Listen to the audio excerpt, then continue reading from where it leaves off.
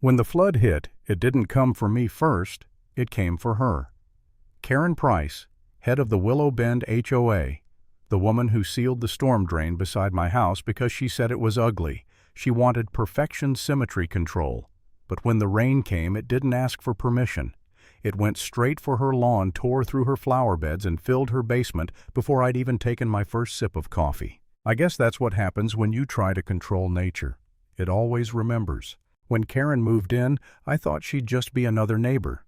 You know the type, a polished smile, perfect lawn silver SUV with vanity plates that practically screamed Queen of Suburbia.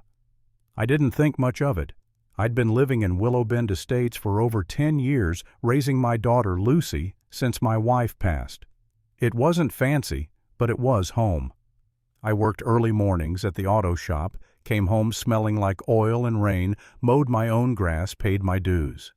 Nothing worth gossiping about. Then Karen joined the HOA board. Within weeks, she was walking around the neighborhood with a clipboard and a mission, turning everything that wasn't aesthetically uniform into a problem. And one day that problem was the storm drain beside my house. That drain had been there since the neighborhood was built, a small rusted grate half hidden by grass. But it mattered. Every spring when the rain came heavy, that drain kept the east side of the street from flooding. It wasn't pretty, but it worked. At the next HOA meeting, I showed up because the agenda mentioned property improvements near Lot 17. That was me. Karen stood at the front in a red blazer, pointing at slides of pristine homes from Florida and California. Clean visual lines, she called them. Then she pulled up a photo, a close-up of my drain zoomed in until it looked like a crime scene. An unsightly safety hazard, she declared, completely out of alignment with our community's beautification standards. I stood up, said as calmly as I could, "That's a functioning storm drain, not a decoration. It's tied to the culvert system beneath the east curb. Seal it and someone's basement will flood." Karen smiled like I was a slow child. "Oh, sweetie," she said, "it hasn't rained that hard in years." The room laughed. The motion passed 5-1. 2 days later, there were pink survey flags on my lawn, and by the end of the week, the work crew came with bags of cement. They poured right over the grate, smooth final gray. I watched from my porch, fists clenched. Lucy looked up from her homework and asked, "Dad, is that bad?" "Yeah, kiddo," I said. "It's real bad." I called city engineering the next morning. The guy on the phone checked the records and said, "No permit's been filed for that address." When I asked if it was legal, he sighed. "If it's private property, it's a gray area. But if it causes overflow, they'll be liable. You just have to prove damage." Prove damage, meaning wait for the flood. Days turned to weeks. The concrete cured. Karen strutted around like she'd improved the neighborhood single-handedly. And then the first HOA violation showed up in my mailbox, unauthorized alteration of lawn contour. The fine was $125. Apparently, my shallow rain channel didn't align with grading standards. That's when I knew it wasn't just about a drain. She was coming after me. For a while, I thought about giving up. Selling the house, moving somewhere without rules about grass height or mailbox color. One night I sat on the porch staring at that sealed patch of concrete, and for the first time in a long time I doubted myself. Maybe I was being stubborn. Maybe I was the problem. But then Lucy came out holding 2 mugs of cocoa and said quietly, "You're not wrong, Dad. You're just tired." She was right. I was tired but not done. So I started planning. 3 nights later, I was out back with a flashlight and a trenching tool carving a narrow path along the fence line, a bypass. I packed it with gravel, covered it with bark mulch and stones so it looked like landscaping. It wasn't revenge. It was insurance. A quiet way to protect my home when the inevitable storm came. And sure enough, it came. It started as drizzle, the kind you ignore. Then it grew meaner. By dusk, the sky was a solid wall of water. I stood at the window watching the street shimmer like a river. The water pooled exactly where the drain used to be. Then it crept higher, inch by inch, pushing toward Karen's lawn. By midnight, her porch lights flickered through the downpour. I saw her silhouette darting around, shouting at someone inside. Towels appeared at her doorways, then buckets, then sandbags. It was too late. My side stayed dry. The bypass worked. By dawn, her garden was a swamp. Her basement flooded her SUV, half buried in muddy runoff. She came outside in a raincoat, mascara-streaked eyes wild. "This is your fault," she screamed. "You sabotaged me." I pulled a folded sheet from my pocket, the city's original drainage plan dated 1998. "No, Karen," I said. "You did." She froze. I turned and walked away as the first news van rounded the corner. That should have been the end of it.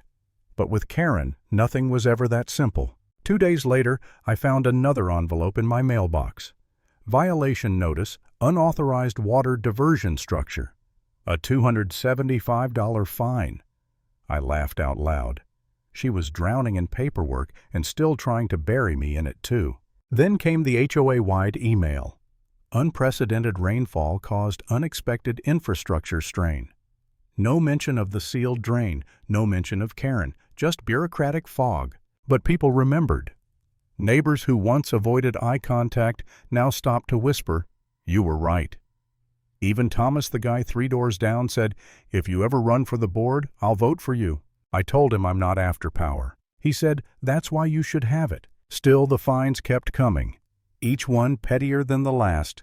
Grass too tall, mulch pile too visible, plants too close to the fence. All with grainy photos clearly taken from Karen's upstairs window. I didn't fight back, not yet. I just saved every letter, every timestamp, every shred of proof. I called the folder HOA Retaliation Phase 2. Then the next storm rolled in. Bigger, meaner, merciless. I watched it like déjà vu. The sky opened up, the wind howled, and the neighborhood's perfect symmetry cracked under the weight of its own arrogance. Karen's house went under again. I saw her standing in the flood, shouting over the storm, pointing at me. "Do something," she yelled. I shook my head. "I warned you, Karen." That's when the cameras came. Local news vans flashing lights, soaked reporters shouting questions. And just like that, the truth spread faster than the floodwater. HOA chair seals, drain, neighborhood floods. Her name was on every headline by morning. When the HOA called an emergency meeting, I showed up early, folder in hand. Karen wasn't leading this one. She sat at the far end, pale and sleepless, her clipboard replaced by a trembling stack of papers. When they opened the floor, I stood. "I'm not here to embarrass anyone," I said, voice steady.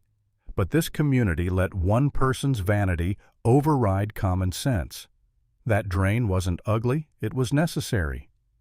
And now, we all know what happens when rules matter more than reason. Silence.